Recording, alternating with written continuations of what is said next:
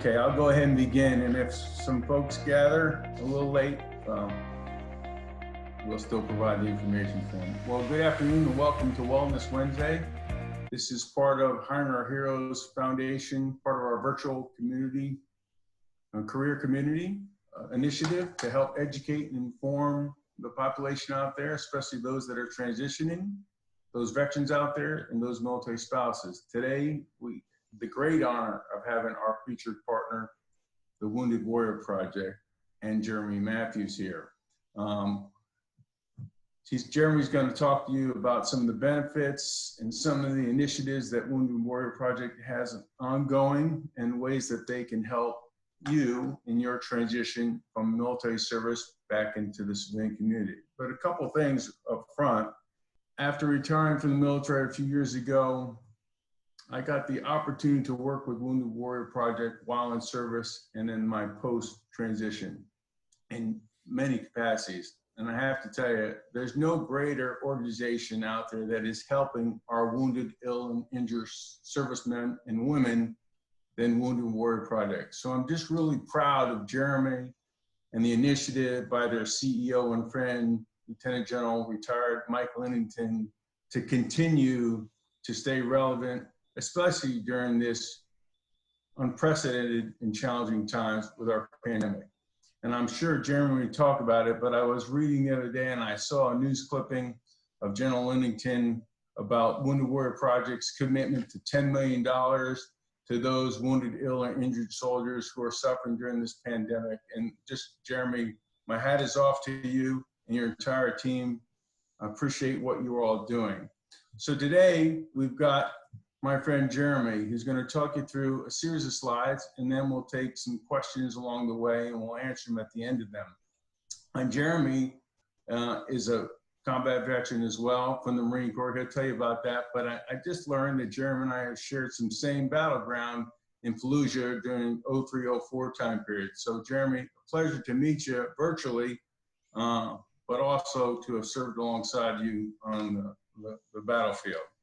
So let me turn it over to Jeremy Matthews, the Senior National Service Officer for the Benefits Team at Wounded Warrior Project, to take it away. Thanks, Adam. And for all you here, ladies and gentlemen, it's a great pleasure. Hiring Our Heroes is a great organization that does a lot of good things for, transitioning service members or people who need, help in that arena. But I don't work in that arena. I work in benefits. So what's that mean? That means I'm going to talk all things VA, DOD benefits. But before I do that, take a step back and tell you who I am, why I'm here, and what I'm going to do for you. So as Adam, graciously introduced me, my name's Jeremy Matthews. A lot of guys used to call me Guns or Gunny. I was a retired Marine gunnery sergeant. One of the nice things about the Wounded Warrior Project is that they honor visible and invisible wounds. So part of my story is I blew out a knee. And when I say I blew out a knee, 11 surgeries trying to correct it.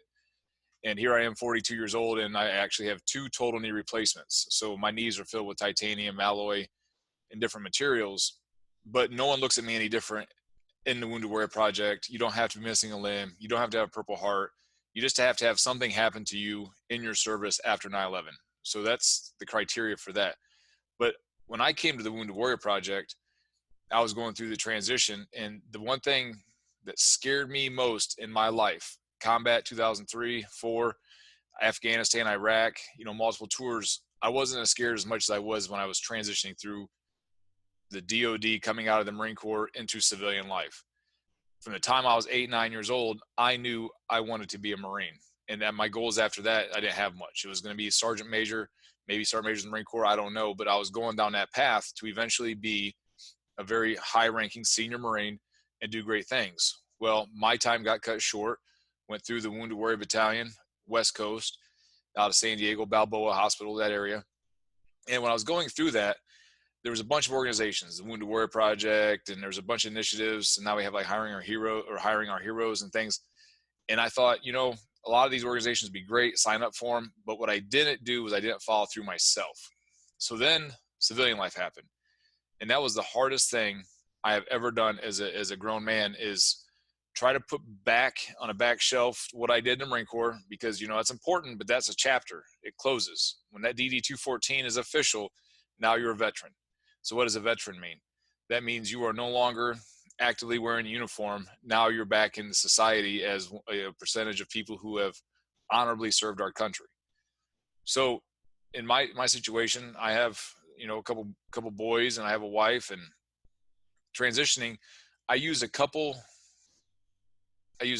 great organizations to help me, or not organizations, but benefits that were afforded. And one of those is Voc Rehab. And I'm not going to talk about that during my slides, but I just want to mention that because Voc Rehab allowed me to go from military transition to a veteran service officer. And I've been a veteran service officer since the date of my retirement, because I worked all that out up front. But now that you know who I am and why I'm here and what I'm going to do for you, is really just kind of wave top view of your benefits and what's that mean, and how to be successful physically. There's 60 Wounded Warrior Project benefits team members. We are all across the nation. This morning I spent a good hour and a half talking to the Denver regional office and a coworker of mine who's up in Minnesota. So we have the ability to reach all ends of the United States. I have one warrior, I'm working his claim, and he's over in Italy. So the Wounded Warrior Project has a very big footprint when it comes to helping, but we do it more in a digital sense than the traditional sit down, sign a piece of paper, send it in the mail. That's not how we function anymore. Most of ours is all done through digits to digits and all electronically. But the one thing I'm going to mention is kind of housekeeping. If you have any questions, just throw them out there as we go. Adam and I are going to review them at the end, and then answers. Hopefully, a lot of them will be answered during the presentation, but the ones that are not answered, we will get to at the end. Yeah, Jeremy, that's a good point. So for those of you out there, we won't be able to see you or hear you. So you'll have to physically type into the Q&A tab at the bottom of your screen right there. And then Jeremy and I will make sure that they're answered. Thank you. Thanks, Adam. So with that being said, you kind of know a little bit of my backstory. So who I am, what I'm doing, and how I can help you. And let's kick this thing off. So next slide, David. So what is VA compensation? So everybody talks about claims when you're in and you're transitioning. What does that mean? That means something happened to you while you're in the service that is different when you exit the service. So certain things are just going to happen due to life, and we'll call them congenital conditions or acute and transitory. You have a cold, you have bronchitis, you go to sick call, medical, it comes, it goes, it's done. That is not something that you can get service connected for. That's just something in life. And cholesterol falls in that same boat. Now, what does fall under service connected conditions? When you first came into the service and you went through cleared MEPS or some sort of, medical processing station, you were presumed sound. And that is the VA's terms to say that good to go for service. So what a good veteran service officer does is they take the snapshot of what happened when you went in, entry level physical, and your exit physical. And everything in between is really where we're going to spend most of our time today discussing VA compensation. If you're still in, there's multiple ways to apply, but I want you to remember one thing. After you leave the service, you have a 1 year, 365 days to file your claim for it to go back to the date of discharge. If you wait 366 days or longer, the new date of claim is the date of filing, not the date of discharge. So I'm very vocal to, veterans and warriors alike to say, hey, do it as soon as you can. In 90 days before discharge is called a quick start claim. The VA will try to get you into CMP exams, the date of your discharge. They'll try to have a decision with 2 months from the date of leaving. And that's very important because that's when you'd get your first payment from the VA. Now, if you have more time and you start, maybe you're on here and you have a year before discharge, you're at 7 months. Another claim is called a BDD. It's benefits delivered at discharge. That's the one you see on the screen right in the middle. And that's 180 days before discharge.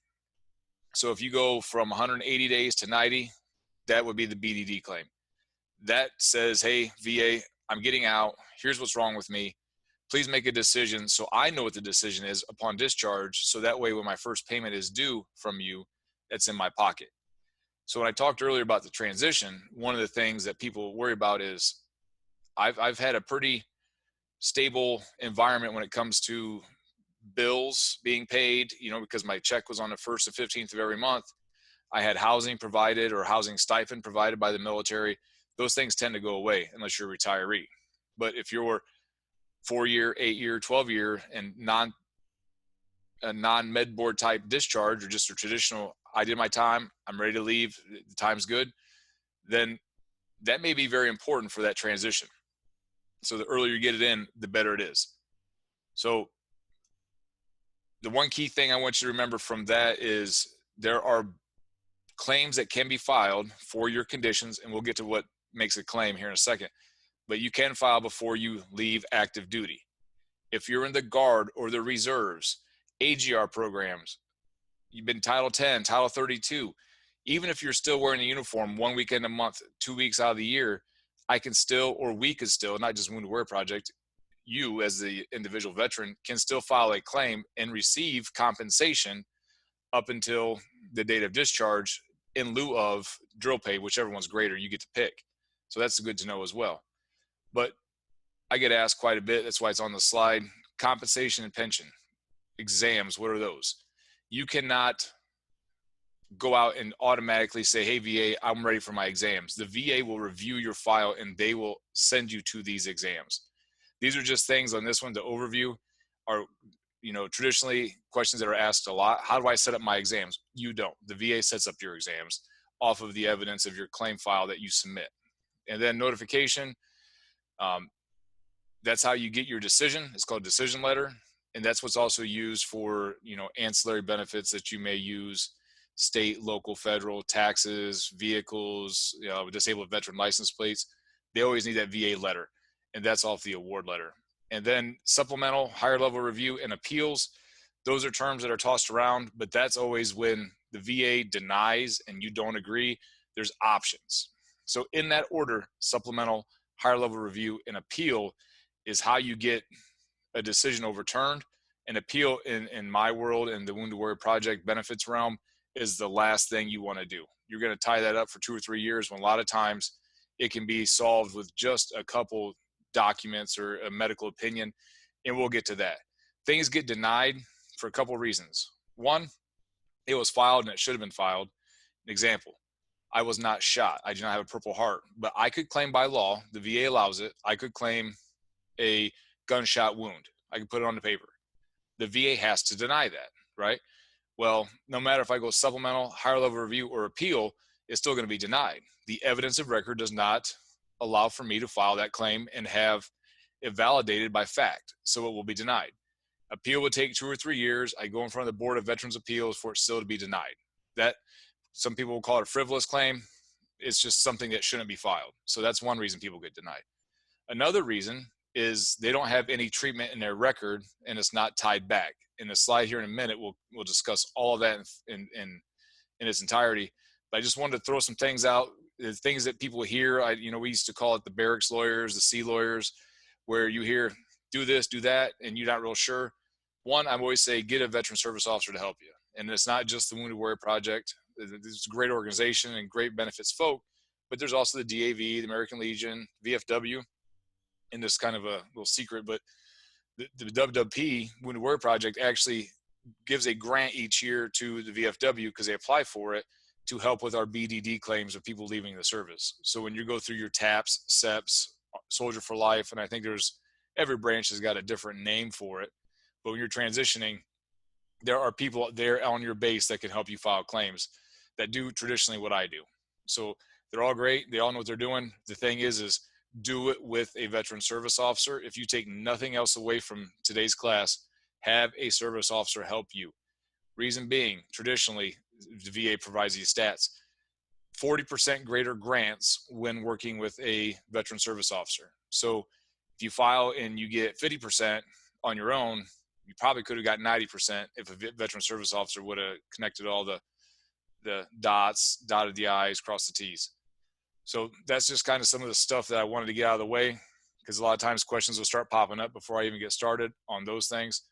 So Dave, can we have next slide? So service connection, what is that? That is how the VA determines that you were broke in service, or a condition, medical condition, happened in service. So here's an example. This is an easy one. You're in combat, you lose a limb. Well, let's say the right knee, below the knee amputation. So your current diagnosis would be a below the knee amputee. Did it happen in service? Yes. Is a medical opinion by a doctor, in some cases a specialist, linking your current diagnosis with your in-service incident. Lost the limb in service, no longer have the limb, it happened, that is service connected. And then by the 38 CFR is combined federal regulations. That is the book, the Bible of veterans benefits. But that is a pretty easy claim when it comes to the evidence of record. Here's where it gets tricky. In 2004, while serving in Iraq, I got a TBI, I think. I lost consciousness. My vehicle was the third vehicle in a convoy of 10. Number 1 got hit. Number 2 and number 3 got rocked. I was in number 3. I probably had a TBI.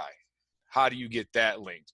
That's where veteran service officers can help you with gathering facts, gathering evidence. There's a PIES request, and that's a federal thing where we can ask what actually happened off of your unit diaries, all those things, and does all the I's are dotted, T's crossed again? We can help find all that for you. So a lot of times, if you would file that on your own, that same TBI, you would just say, I have a TBI. Well, if you don't have a current diagnosis, and if it's not shown that you had a complaint, see that a complaint in service. So if you were in that vehicle and you told your battle buddy, your doc, hey, my neck hurts, I have a headache, what happened was my vehicle was rocked, my head hit the window, whatever it may be, we can get those things tied together.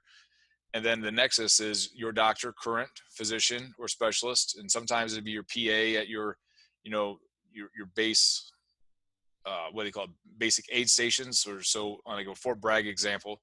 There's many like battalion aid stations, that's what they're called, BAS. And then you go there and have them talk about it, send you to the TBI exam and all those things. And if you're diagnosed with one, we can find the rest of the evidence to get that granted. But the 3 main points of contention for service connection, I know that's a lot of C's, is you got to have a current diagnosis. Something had to happen in service, and it got to be connected by a medical opinion. Here's another example. While running PT, I fell and I sprained my ankle real bad, or sprained my ankle and fell. Not only when I fell did I sprain my ankle, but I also hit my elbow, and I had to have a pin put in it because they fractured it. So I had a twisted ankle and an elbow. So in-service complaints would be elbow and ankle. Current diagnosis, you may not have one, but if you get an x-ray of said elbow and said ankle and you have arthritis, the doctor can say, and here's that fancy terminology that's tossed around again by the barracks lawyers, is at least as likely as not. It doesn't have to verbatim go that way. It's pretty nice if it does, because that's what the 38 CFR states. But if your current arthritis connects back to your ankle and elbow injury, now we can grant service connection, or the VA can grant. So the key is, I always tell people, start from toe, work up to the head, draw a stick figure, and say, what ails me? What happened? So if you did 20 years, you may forget that in 1999 that you turned your ankle and you had to be on a walking boot or a profile, and those help so much. Profiles, LODs, those help so much, but you may have been on profile for, 6 weeks. That right there is an in-service complaint. That's justified by fact. So the key thing is you got to know your own body. You got to know what happened to you. Now, if you hurt your elbow at home 3 years after service, you fell down, had a pin put in it, it's not the service's fault. It really is not. So not everything that happens to you in your adult life is going to be service connected, eligible for compensation. Now, some things could be. It all depends on your individual case, and that's why I say everybody's a spider web. You're 100% unique, different. The way your lines intertangle and all that stuff is different than mine. My conditions are different than, my battle buddies and all that stuff. So the 3 main points is get it documented while you're in. If you're still in, you're not got out, that's a perfect time. Go down to your PA, your medical doctor, and say, hey, I forgot, my ankle's been hurting. Can you please snap an x-ray and can you see what's wrong with it? The x-ray alone is a complaint. and the x-ray is a current diagnosis, when it's red that says moderate, mild, severe osteoarthritis or arthritis of said joint, that is all that is needed while you're on active duty to get that service connected. When you're on active duty, anything that's wrong is real easy is if you have the complaints, as long as it is a chronic condition, not acute and transitory. Next slide, please. So how can you be service connected? So the first way is direct. That's what we've been talking about. Direct would be lost a limb overseas, IED, pretty simple. Same with ankle. Fell while on active duty, hurt the ankle. What's a secondary condition? Well, in like my case, I'll use that as I had a total knee replacement of the right knee first. And the damage that was done caused my gait to alter. So over time, it hurt my left hip. So my doctor said if it wasn't for his knee and his leg being a little bit shorter and his altered gait, he probably wouldn't have had the knee, or sorry, if the knee wasn't bad, he wouldn't have had the hip problems. So I believe, the doctor's opinion, that the hip is directly caused by the knee. That is a secondary condition. An easy one to think about would be diagnosed with diabetes. We all know that, if you're diagnosed with, DM1, DM2, that you could possibly, and it's very well known that you get peripheral neuropathy, arms, legs, the nerves. That's secondary. So the direct service connection would be, I was diagnosed with type 1 or type 2 diabetes on active duty. 3 years after the fact, I was now diagnosed with peripheral neuropathy secondary to diabetes. That's secondary conditions is usually after you're out, to tie it back together to something that happened while you're in. Another example of current things is people are getting secondary obstructive sleep apnea tied to PTSD. And I can answer individual questions on that, but that is true, and it's been studied. Stanford has done it. I think Harvard, Princeton, they've done studies on veterans with PTSD, and it is very common for veterans who are on medications, the sleep patterns and all that stuff, to develop obstructive sleep apnea as they're older. What's aggravation?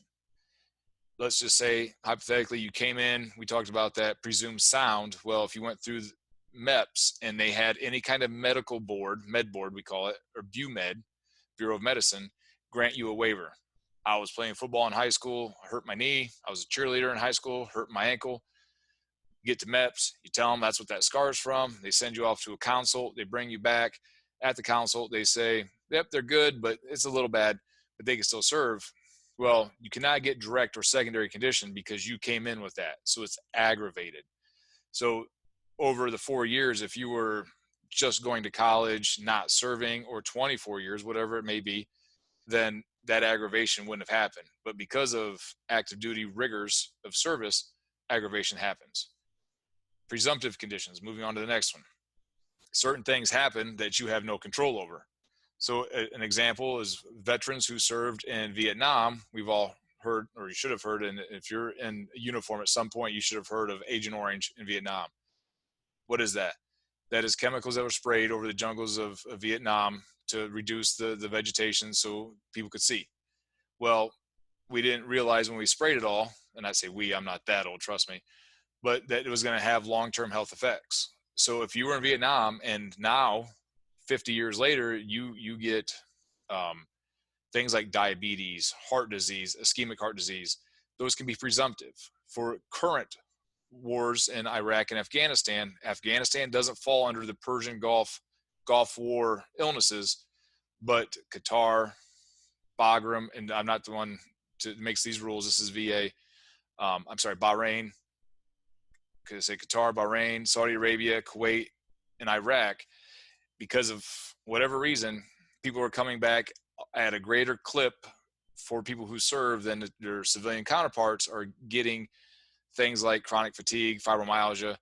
So that would fall under the presumptive. We already know that. If you served in Iraq 2004 and you never filed a claim, and then in 2019 you were diagnosed with fibromyalgia or chronic fatigue syndrome, we can link that back as a presumptive condition. You don't have to show any kind of complaints in service. That kind of trumps that previous slide where you had to have the complaints in service.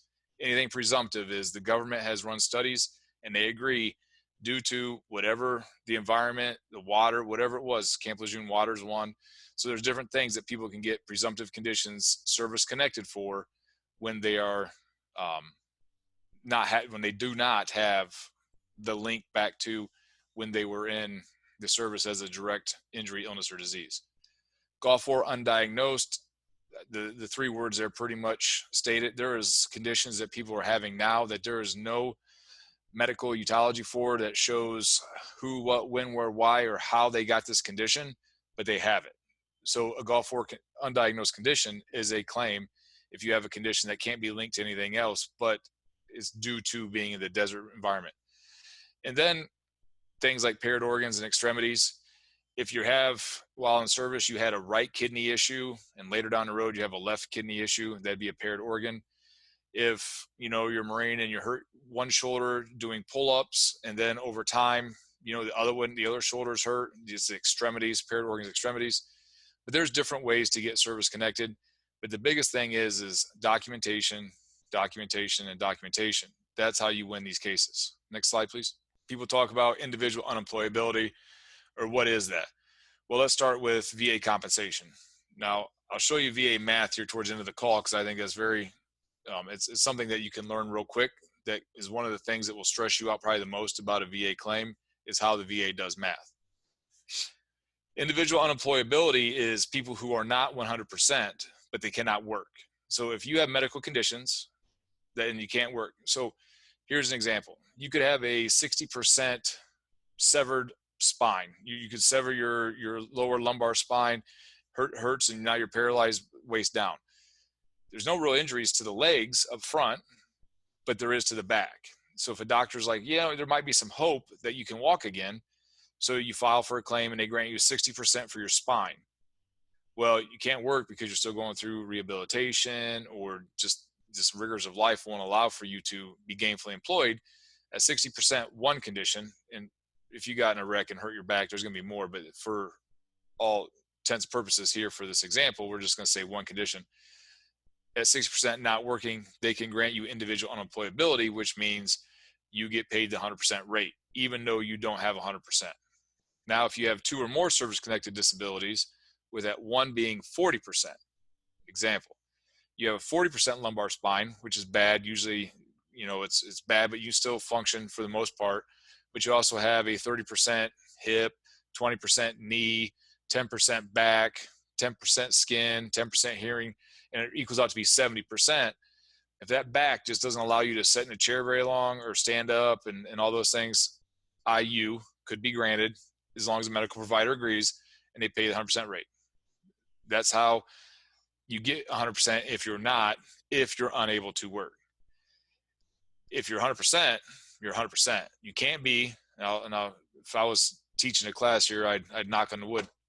You cannot be 100% and get IU. I don't know how many times we get people, well, they denied my IU. Yeah, but you're 100%. Well, yeah, but still, it doesn't work that way. But you're either 100% or not. If you're 100%, you're not going to get IU. So the biggest thing is IU does not totally mean that you cannot be gainfully employed, or does not mean you can't be employed. It means you cannot be gainfully employed. Example, I had a guy when I was in Ohio, he lost 10% of his frontal lobe, IED blast. I mean, he couldn't work, but he was semi-functioning. So what he did is he became a janitor working third shift at a factory. And they paid him like $7 an hour. He only worked 3 days a week for like 3 or 4 hours. So I think he would make it the most of any year, like $6 or $7 grand. He did it to offset his 100% and to get him out of the house. So in his case, it was a job that allowed for him to, be kind of productive, but also to be in society without just sitting on his couch all the time. It also allowed for him to bring home a couple dollars for his family, as long as it doesn't meet or exceed the poverty threshold. In like 2017, it was about $12,752. One thing I know is if you can't work, that's great, or not, it's not great, but if you can't work, IU is a great benefit for you if you meet the criteria. I'm not a big fan of not trying to be employed. I'm not a big fan, just Jeremyisms, but I think everybody should have something to do, some reason to wake up in the morning and go do something. And it may be, volunteering at the food bank. It may be, helping out the library, whatever it may be, whatever your thing is, still do it after you get out. I tell people the hardest part of my transition was trying to figure out who I am outside of being the Marine. And when you realize that that's a solid chapter in your life, now you're a veteran. And if you file a claim, you're a disabled veteran, that's a whole new chapter. But what you do with it is how we live every day. Next slide, please. So what is compensation? It is a monthly check. So if you're a retiree, 50% is a great number to know, because that's when you can get what's called dual receipt. You can get your 20-year retirement check or greater and your VA, compensation. It's non-taxable. So even if you're 80, 90% and you're getting $2,000 a month, that's about like making 36 or 40 grand a year, because you're clearing over 2,000. And that's just no taxes. You're not paying workman's comp, Medicare, any of that stuff off that. It's just deposited first very month. After 5 years, and we talk about routine future exams, or that's the slide, not all conditions are going to be what's called static by VA terms. So for instance, PTSD is probably the number one reason that someone would have a routine future exam with the VA. Initially, coming off the battlefield, the doctor gives you, a diagnosis of PTSD. You start treatment, you start working through a bunch of stuff. It may be at 50%. Your mental health is not in a good place. Well, then after 3-5 years of maybe talk therapy, prolonged exposure, medication, just getting away from that realm, your PTSD may be reduced off of your symptoms. So the VA knows that. That's off of the DSM, the medical community. They believe that mental health can be treated over time, and for the most part, it will get better. So that curve will go down. That's when the VA will relook at you off of your symptomology and how it affects you today, and that's why you'd have a routine future exam. If it's static, for instance, ringing in the ears or hearing loss, kind of a true story here too. I wear hearing aids, so my hearing's not going to come back. The VA is going to call that static, and they're not going to ask me to be reevaluated in 3 or 5 years for hearing loss. That one's static. Additional benefits for permanent and total and permanent on here. DEA, which is Chapter 35, it's a VA benefit. It's kind of like it's kind of like post 9/11 GI Bill, but what it does is it's for your dependents. So if you have a spouse, for instance, my wife, and I have been married almost 20 years. At 100%, if you become 100% permanent total, the VA will grant you DEA, which is Dependents Education Assistance, Chapter 35, and then your spouse and children under the age of 23 can go on to college. So, and it helps pay for that, offsets the cost of that. Another benefit, and I started to talk about, is CHAMP VA. So if you're a non-retiree and you become 100% permanent total, on top of the Dependents Education Assistance benefit, there's also CHAMP VA, which is the equivalent of a TRICARE, just through the DOD, through the VA, not the DOD. So that's other benefits. State benefits, Ohio, they if you're 100% permanent total, you get free license plates and you get a reduction on your taxes. If you're in North Carolina, you can get the free disabled veteran license plates, and you can get a reduction in property taxes. Texas, if you're 100%, you're from Texas, you join from Texas, you go back to Texas, there's the can't remember what it's called right now, but there's an act that allows for your children to go to school there for free. So that's a state benefit. All these things are tied different ways. So the key thing to remember is your case is unique, and that what you have documented is really where you need to focus your efforts. Hazelwood Act, there you go. Someone help me out there. I'm not from Texas. I've been there a few times, but the Hazelwood Act allows for your children to go to school free. Every state has different ancillary benefits. For instance, North Carolina kind of has the same, but you have to be from here. You have to stay here. I mean, not stay here, but you have to be from here, join from here, and when you get out, come back here. and then you'd be qualified. Ohio has the Ohio Regent Scholarship. It used to be called the War Orphan Scholarship. Same thing. If you're 100% permanent total, you're from Ohio, you enlist from Ohio, and you're a current resident of Ohio, and your children are school age, they can go to school for, I think last year it paid at 94% of in-state tuition. Just different things to know that come with your benefits. So I get, once in a while, I get that veteran who's like, I don't need anything from the government. I don't need to file a claim. Well, if something happened to you, you're entitled to benefits. I'm a big fan of you've earned it, get it. But on top of that, you can get, points for, and just tie into hiring, hiring our heroes, is you get the points towards employment, not just for some of your local, state, county, and federal police jobs, but also for federal jobs, DOD, VA, on base, different things. Just to know that even if you're 10%, now you've allotted yourself to have not just the compensation, the money coming in, but the other benefits ancillary that go with it. State by state, you can go to, Google and just type in, veterans benefits for whatever state, and it'll pop up and there's a whole list of things. But I just want you to know that there's a lot of stuff that ties to these claims. Do the claim right. Next slide, please. Couple things. If you're a non-retiree, so if you do 20 years and you're over 50%, concurrent receipt applies. Retirees cannot receive both CRSC, which is combat-related special compensation, and CRDP, concurrent receipt. And here's going to be a quick breakdown. If you're 20%, you're getting CRDP. If you're less than 20-year retiree, CRSC, if it's combat related. Now, not everything that happens to you is going to be combat related. That is for the DOD to decide, and that's not a VA function. But those are things that VSOs, veteran service officers, can help you with as well.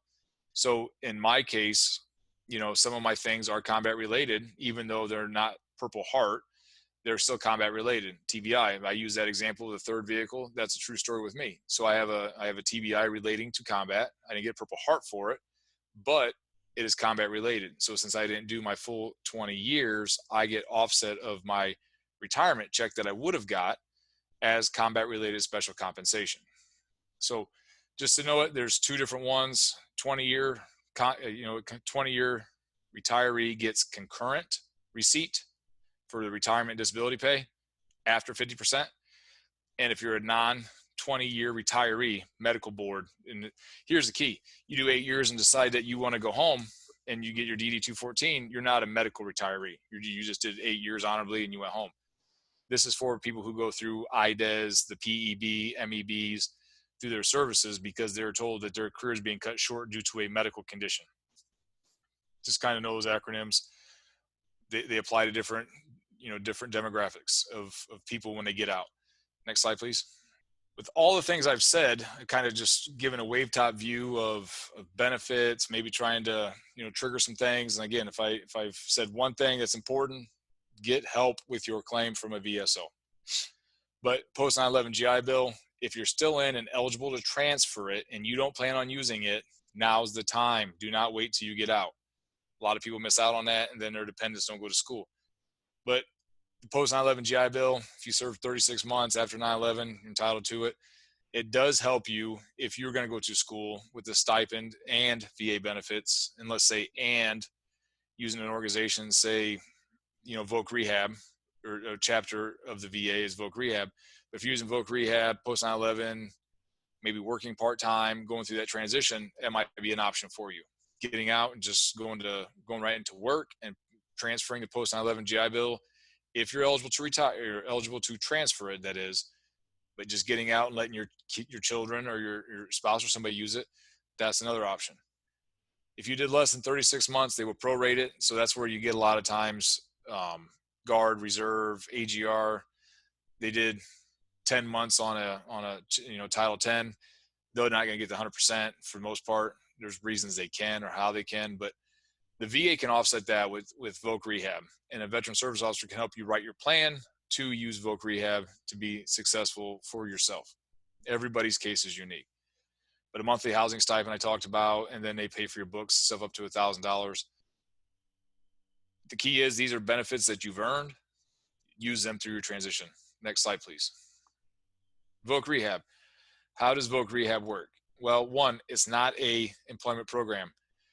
It has education components, but it's not just I'm going to do this for 18 months, 6 months, 2 years, whatever it may be. If you file for it and you have a plan in place, it does not guarantee employment at the end. The goal is to have you retrained, and I'll break it down real Marine style, if you will. What is voc rehab compared to post 9/11 GI Bill? Post 9/11 GI Bill is education benefit you use towards school. Voc rehab is for non-traditional school things. For example, if you want to be a barber and you find a program that does OJT. I became a veteran service officer for the state of Ohio through voc rehab. So what it is you go in, you file, they find you qualified because of what your old job was. You can no longer do that towards your new job. If you went in the military after college and became an officer, and you have a degree in teaching, and you're getting out of the service and you want to go back to teaching, that voc rehab is not your option.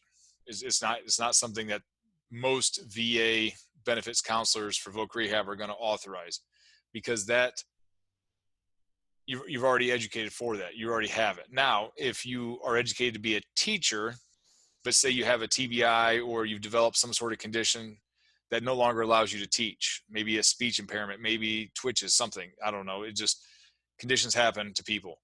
If that happened and now you want to become an accountant, hypothetically, that's where voc rehab might come in to transition you from what you were trained to do and could do to what you can do with your disabilities, your service-connected disabilities, not being affected negatively. If you have a bad back, they're not going to let you be, a pole climber for the electric company. That doesn't make sense. If you have a bad knee, the options of running, marathons for the Olympics, not an employment program for voc rehab. So each plan of this is very unique because you're taking what you have done, what you are educated or your skills are for, your disabilities, what they will allow moving forward to allow you to be successful in your transition outside of voc rehab. So I use it because I was trained in all communications. So now in communication systems, I was a comm operator. I couldn't get out and do a lot of comm things because of my knees. So I use the excuse, well, I can't climb poles, I can't run wires, I can't dig trenches, I can't do any of those things, even as a civilian. Now that I'm out, how do I, utilize my education to its fullest? Well, I can sit at a chair and I understand the military. I understand, what it takes to serve. Well, now they got to teach me the back end of it. So a couple degrees in education and testing, and that allowed me to become a veteran service officer. It was an 18-month OJT at the time. The state of Ohio was doing. It was an older program, but what it did is allowed me to be a productive member of society in my new goal, because I could no longer do the old goal. And that's the quickest way to sum that up. Next slide, please. With all that being said, there's a lot of nuggets of information in there on benefits, but I'm going to talk about the organization, the Wounded Warrior Project, and how it came to be, who we are, and what we do. So 9/11 happened. A group of former veterans themselves realized that they wanted to do something, but they could no longer serve. So this is their post-military, giving back. They decided to help and focus on post 9/11 veterans.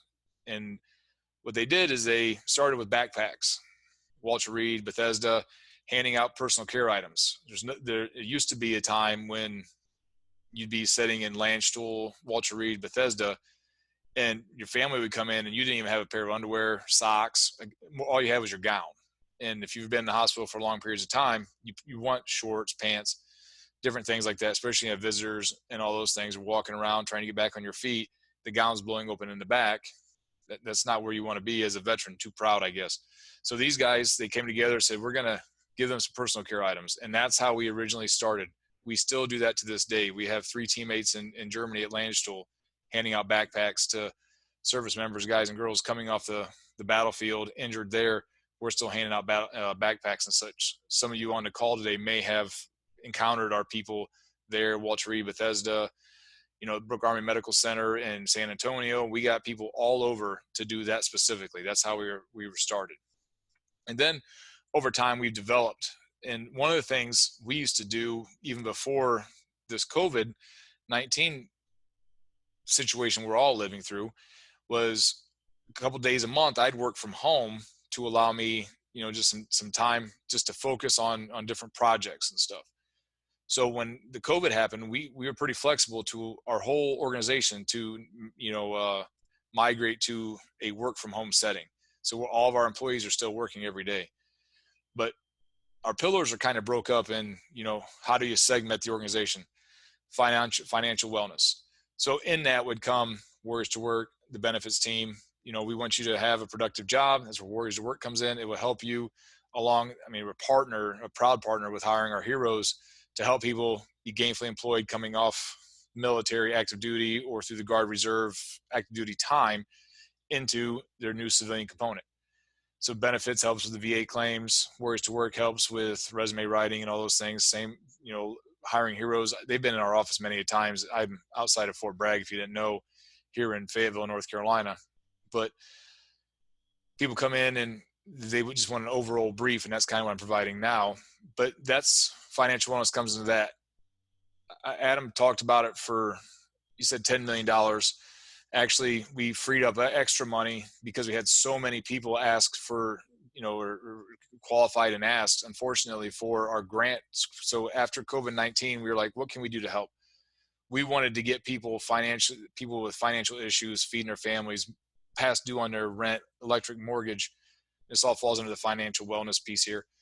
But we wanted to do something as an organization to quickly get money in their accounts. We partnered with, I think it was Zelle and all these different, PayPals, different things to allow us to financially drop money in people's accounts that qualified. So people put an online application, had a phone call. We had half our staff, going through these applications, and it turned out to be 11.1 million. Started with 10, but because we're not doing a lot of the events and stuff that we would have been doing, we're like, I was, planning to go to DC about a month ago. Didn't happen. So that was saved money there.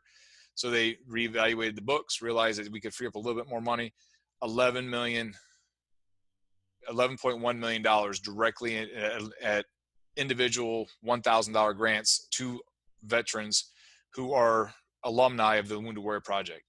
And the one thing I want to remind everybody is everything we do with the Wounded Warrior Project is 100% free. We have generous donors that allow us to provide the products and services that we have to you as our alumni. But 11.1 million, that was $1,000 grants. It was spread out to the people that qualified. Connection, we do a lot of things because we believe getting up, getting out, getting around other people is good for your health. And connecting with other people, other warriors. I mean, who can say they served and they didn't meet one person that had an impact on their life, be it someone they mentored or someone that mentored you? As leaders, as followers, we all know somebody. We have battle buddies. We realize through your transition, you're getting farther and farther away from those battle buddies. And if you're like me, my hometown is in Ohio. I served almost all my time in Camp Lejeune, but now I'm in North Carolina. So in a case like mine, connecting to people here, I have a common thread under the Wounded Warrior Project for us to get together, to do things. And that's where we do our events. And that's really what that's about, is connecting with other warriors. We found that people get together, they tend to hang out more. They tend to get together on their own. They make friends, relationships. And we've had people who come to our events and realize they have kids in the same class at the same school in the area. They just would have never met. And then they realize they're veterans. Mental health and wellness. We have a combat and or stress team that deals with combat related, PTSD, non-combat related PTSD for MST survivors, PTSD, anxiety, depression, all the different things that could come from service. It's not just PTSD. PTSD is kind of the umbrella that encompasses a whole lot of other stuff, but our mental health and wellness team, there's like, even in Fayetteville, we have 5 team members that do that. They do the Project Odysseys and stuff like that, but they're there to help with your mental health. Physical health and wellness team, they help me lose weight. I mean, that's what they do. So right now they're doing a thing. It's called Couch to Carry Forward. Come around Veterans Day, different places have live 5Ks. We also do a virtual 5K. You can dedicate your 5K by, there's 3 different ways. You can carry a flag, you can carry a rucksack, or you can carry someone else for the 5K. And it doesn't matter. It's not timed. So if you want to carry your buddy for, to show how you're giving back and all those things, and you want to dedicate that and have people sponsor you, there's ways to raise money. Our physical health and wellness team does all kinds of things, but one of the things is they do seminars on eating right, healthy choices. And we're not telling you don't eat the Keebler Elf cookies no more. We're saying instead of eating all of them in one sitting, how about we just eat one? But we got teammates who are trained and specialize in that. And the secret of our organization, and if you know anybody, or if you are one of these veterans or warriors, please, please, please ask for our assistance, because our independence program is a program for our catastrophically highest at-risk veterans. We're talking, quadriplegics, paraplegics. We're talking ones that if it wasn't for care from a lot of people, long-term facilities and stuff, they would be in a nursing home. The independence program will offset the cost after Social Security, their VA compensation, all those things, to keep them in their home and have caregivers around the clock help those people out. That's our independence program. And I've seen it, and I understand it. And it's kind of a bad place to be if you're there, but in your home is a better place to be if you're that broke, or busted up or hurt or injured. If you're there and we keep you in your home, you're going to be better off. And we've learned that, and that's what our independence program does. And it doesn't matter where you're from. You could be from we got people in the independence program that are, residents of Alaska, all the way to Maine to, California to the tip of Florida. But the key thing is there's 19 total programs within our pillars, and you're hearing mainly just one of benefits today. And, we do a lot of stuff. woundedwarriorproject.org on Google will get you a lot of information that I didn't cover, but I just wanted you to know what the Wounded Warrior Project really does. Excellent. Again, thank you very much. Thanks to General Lunington and the Wounded Warrior Project for all that you're doing. So a couple of things today at 4 p.m. on this same channel. If you hadn't registered already, our Wellness Wednesday series continues with some great information from Psych Armor, from Tina Atherall and Carrie Rogers from Psych Armor, who provide some tremendous information. And this was about benefits. Jeremy touched on employment. If you are interested in seeking meaningful employment, the Hiring Our Heroes Foundation, along with MOA, have partnered together for an event, a virtual career fair that we're hosting on the 8th of May at 1 p.m. You could register online at hiringourheroes.org, and I would encourage you to go ahead and do that as well. Again, thanks again. Appreciate all that you're doing, and best of luck to each of you out there. Have a great day.